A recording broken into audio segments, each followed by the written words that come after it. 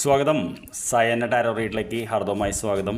ഇന്നത്തെ ദിവസം ഞാൻ ടാരോയോട് ചോദിക്കുന്നത് എൻ്റെ ജീവിതത്തിൻ്റെ അടുത്ത ഘട്ടം എന്താണെന്നുള്ളതാണ്. അതായത് ഞാൻ എവിടേക്കാണ് പോയിക്കൊണ്ടിരിക്കുന്നത്, എനിക്ക് എന്ത് പ്രതീക്ഷിക്കുക എന്നുള്ളത്.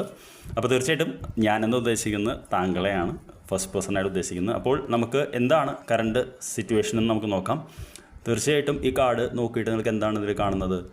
ഒരു വ്യക്തി മുന്നോട്ട് നടക്കുന്നതാണ് കാണുന്നത്. പുറകിൽ നമുക്ക് ചന്ദ്രഗ്രഹണം കാണാം. ചന്ദ്രഗ്രഹണ സമയത്ത് നിങ്ങൾക്കറിയാമല്ലോ, പൊതുവെ സമയം നമുക്ക് മോശം സമയമായിരിക്കും. അതായത് നല്ലൊരു തീരുമാനങ്ങൾ എടുക്കാനോ ജീവിതത്തിൽ പോസിറ്റീവായിട്ടുള്ള കാര്യങ്ങളൊന്നും നടക്കാതെ നമ്മളൊരു വേദനാജനകമായിട്ട് ഇനി ഇവിടെ നിന്നിട്ട് കാര്യമില്ല, നമുക്കൊരു പുതിയ മേച്ചിൽപ്പുറങ്ങൾ അന്വേഷിച്ച് പോകണം എന്ന് പറഞ്ഞ് മുന്നോട്ട് പോകുന്നൊരു കാർഡ് തന്നെയാണ്.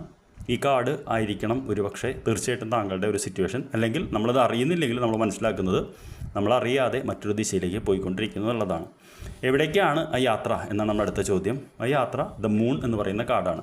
അപ്പോൾ തീർച്ചയായിട്ടും ചന്ദ്രഗ്രഹണം ഇവിടെ നമ്മൾ കണ്ടു. ഇവിടെയും മൂൺ എന്ന് പറയുന്നതിലും നമുക്ക് സൂര്യനും ചന്ദ്രനും ചേർന്ന് വരുന്നൊരു കാർഡ് തന്നെയാണ്. ഇതിൻ്റെ പേര് മൂൺ എന്നാണെങ്കിലും ഇതിൽ നമുക്ക് നോക്കിയാൽ എന്താണ് കാണുന്നത്? രണ്ട് മൃഗങ്ങളെ കാണാം. പ്രധാനമായിട്ട് ഒരു ഡോഗിനെ കാണാം, ഒരു ചെന്നായി അല്ലെങ്കിൽ ഫോക്സ്, വുൾഫ് എന്നൊക്കെ പറയുന്നത്. ഇവിടെ ഒരു ജീവി കയറുന്നത് ക്രൈഫിഷ് എന്നാണ് പറയുന്നത്. തീർച്ചയായിട്ടും ഇതാണ് നമ്മുടെ മുന്നിലൂടെയുള്ള പാത. അപ്പോൾ ഇതാണ് നമ്മളെങ്കിൽ നമുക്ക് എന്തായിരിക്കും മനസ്സിൽ തോന്നുന്ന വികാരം?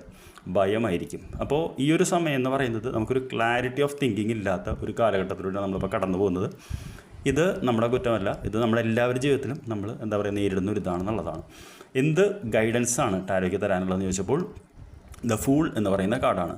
ഈ കാർഡും ഒരു യാത്രയുടെ കാർഡാണ്. ഇവിടെ ഈ വ്യക്തി വളരെ സന്തോഷത്തോടു കൂടി മുന്നോട്ട് പോകുന്നൊരു കാർഡാണ് കാണുന്നത്. പ്രതിസന്ധികളെ, വെല്ലുവിളികളെ രണ്ടും കൽപ്പിച്ച് നേരിടാനായിട്ട് യൂണിവേഴ്സിനെ മാത്രം വിശ്വസിച്ചുകൊണ്ട്. അപ്പോൾ തീർച്ചയായിട്ടും ഈ മൂന്ന് കാർഡിലും നമ്മൾ നോക്കുമ്പോൾ നമ്മളൊരു യാത്രയിലൂടെയാണ് പോയിക്കൊണ്ടിരിക്കുന്നത്. ഇപ്പോൾ നമുക്ക് ചെയ്യാൻ പറ്റുന്നത് യൂണിവേഴ്സിനെ വിശ്വസിച്ചുകൊണ്ട് മുന്നോട്ട് പോകാമെന്നാണ് ഈ കാർഡുകൾ പറയുന്നത്. അങ്ങനെ പോയി കഴിഞ്ഞാൽ തീർച്ചയായിട്ടും നമുക്കൊരു സക്സസിൻ്റെ കാർഡാണ്. എപ്പോഴും ഔട്ട്കം എന്ന് പറയുന്ന കാർഡാണ് വളരെ ഇമ്പോർട്ടൻ്റ് ആയിട്ടുള്ളത്. അപ്പോൾ അതിലേക്കാണ് പോയിക്കൊണ്ടിരിക്കുന്നത്. അപ്പോൾ ഇതിനെക്കുറിച്ച് ആലോചിക്കുക. തീർച്ചയായിട്ടും ശുഭാപ്തി വിശ്വാസത്തോടെ ഇരിക്കുക.